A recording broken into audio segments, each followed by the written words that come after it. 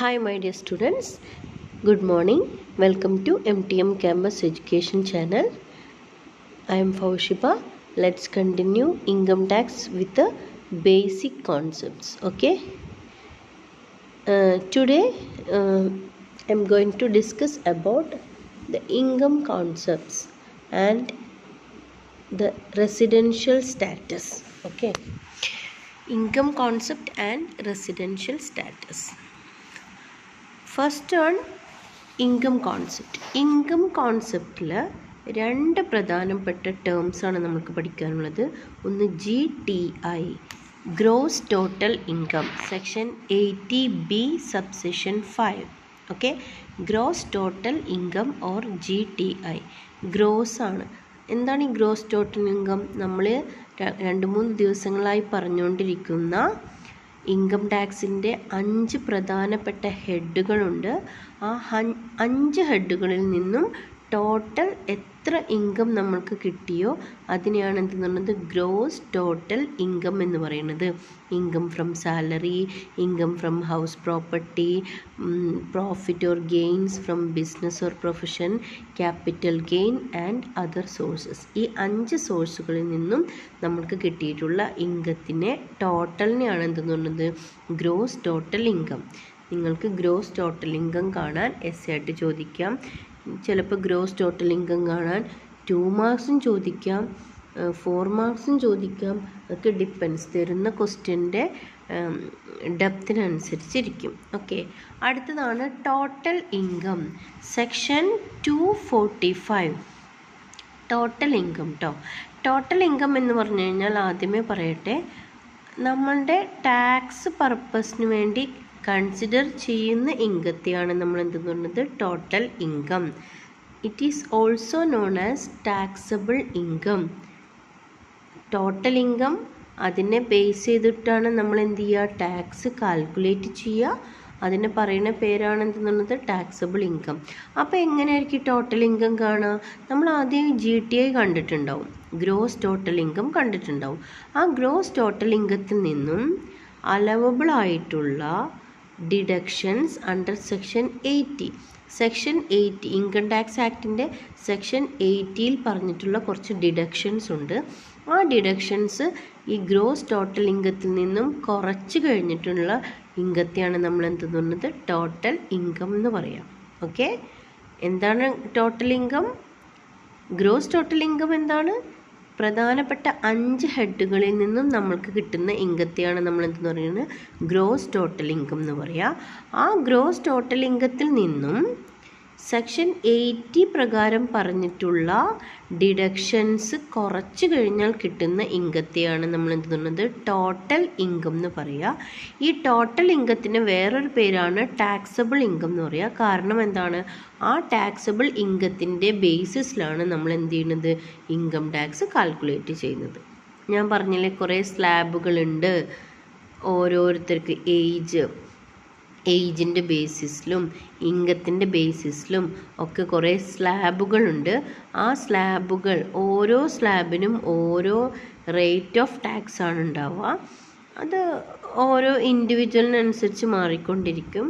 Anyway, അപ്പോൾ taxable income അല്ലെങ്കിൽ income on which the tax is calculated or the GTI minus gross total income minus deduction under section 80 ആണ് എന്തെന്ന് പറയുന്നത്? Total income. ഈ 3 കാര്യങ്ങളും total income തന്നെയാണ്. മനസ്സിലായി എന്ന് വിചാരിക്കുന്നു. ഒരു പ്രാവശ്യം കേൾക്കിട്ട് മനസ്സിലാവണമെന്നില്ല, 2-3 തവണ നിങ്ങൾ കേൾക്കുക. ഓക്കെ, അപ്പോൾ ഇൻകം കോൺസെപ്റ്റിൽ ഈ 2 കാര്യങ്ങളാണ്. GTI 5 ഹെഡുകളിൽ നിന്നുള്ള ഇൻകം, ഈ ഇൻകത്തിൽ നിന്നും ഡിഡക്ഷൻ അണ്ടർ സെക്ഷൻ 80 കുറച്ച് കഴിഞ്ഞാൽ കിട്ടുന്നതാണ് ടോട്ടൽ ഇൻകം. ആ ടോട്ടൽ ഇൻകത്തെയാണ് ടാക്സിബിൾ ഇൻകം എന്ന് പറയുക. ആ ഇൻകത്തിൻ്റെ ബേസിസിലാണ് നമ്മൾ എന്ത് ചെയ്യുന്നത്? ഇൻകം ടാക്സ് കാൽക്കുലേറ്റ് ചെയ്യുന്നത്. ഓക്കെ, നെക്സ്റ്റ് ആണ് വളരെ പ്രധാനപ്പെട്ട ഒരു ക്വസ്റ്റ്യൻ ഉറപ്പായിട്ടും ഇതിൻ്റെ ബേസിസിൽ പ്രോബ്ലം ഉണ്ടാവും. റെസിഡൻഷ്യൽ സ്റ്റാറ്റസ് കാണാനുള്ള കാൽക്കുലേറ്റ് ചെയ്യാൻ പറഞ്ഞിട്ടുള്ള ഒരു ക്വസ്റ്റ്യൻ ഉറപ്പായിട്ടുണ്ടാവും. അതാണ് റെസിഡൻഷ്യൽ സ്റ്റാറ്റസിൻ്റെ പ്രത്യേകത. ടാക്സ് പഠിക്കുന്ന ഒരു കുട്ടിക്ക് ഇതുമായി ബന്ധപ്പെട്ട കാര്യങ്ങൾ പച്ചവെള്ളം പോലെ ഓർത്തിരിക്കണം. അത്ര കാണാണ്ട് നിങ്ങൾ പഠിക്കുകയാണെങ്കിൽ കാണാണ്ട് പഠിച്ചോ, ഒരു കുഴപ്പമില്ല.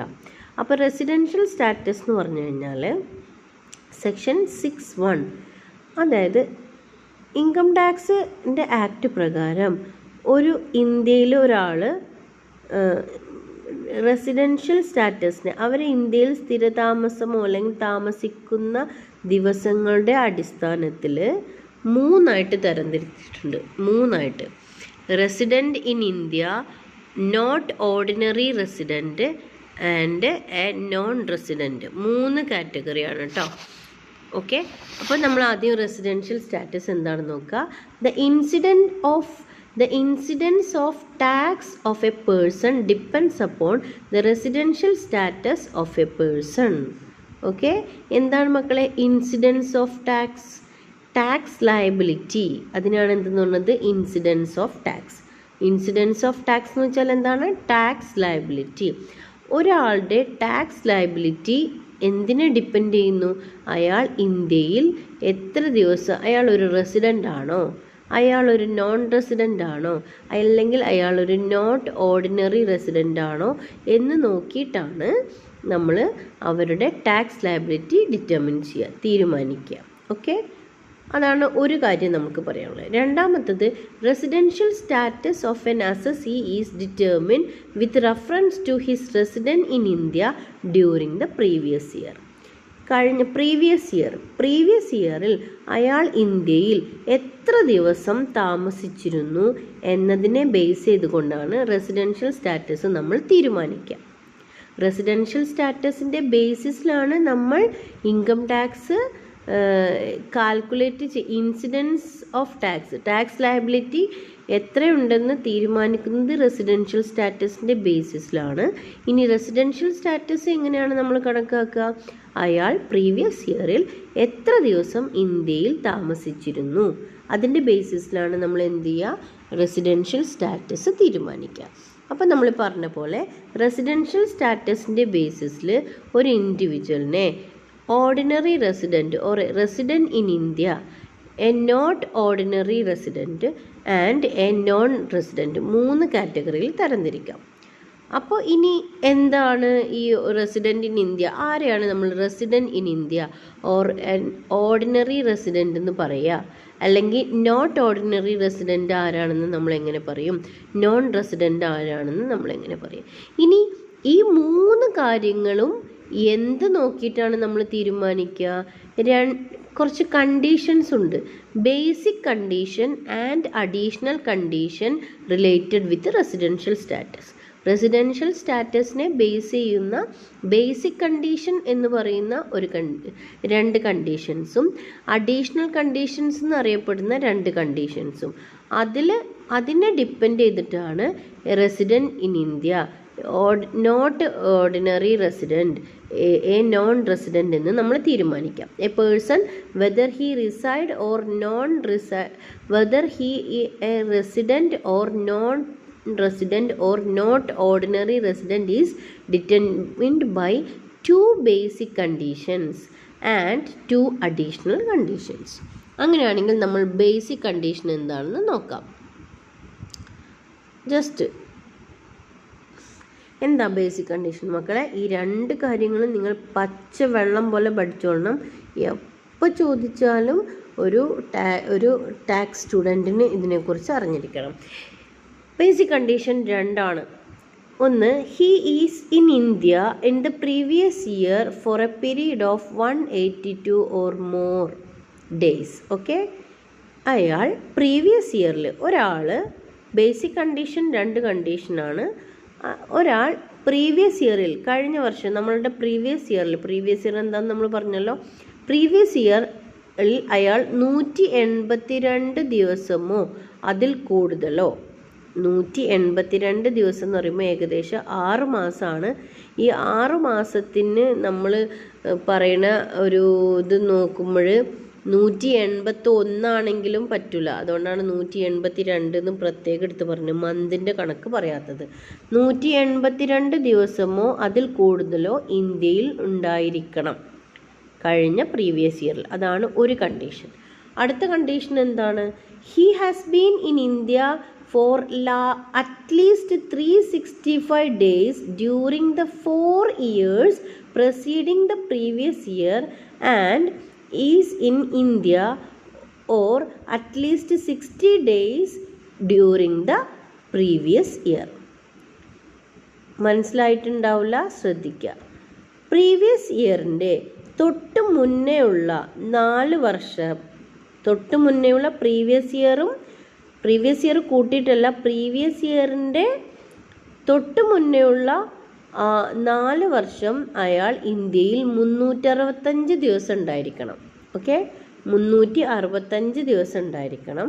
അതിന് പുറമെ പ്രീവിയസ് ഇയറിൽ അയാൾ 60 ദിവസമെങ്കിലും എന്തുണ്ടായിരിക്കണം? അറ്റ്ലീസ്റ്റ്, നോട്ട് ലെസ് ദാൻ, അങ്ങനെ വേണമെങ്കിൽ പറയാം.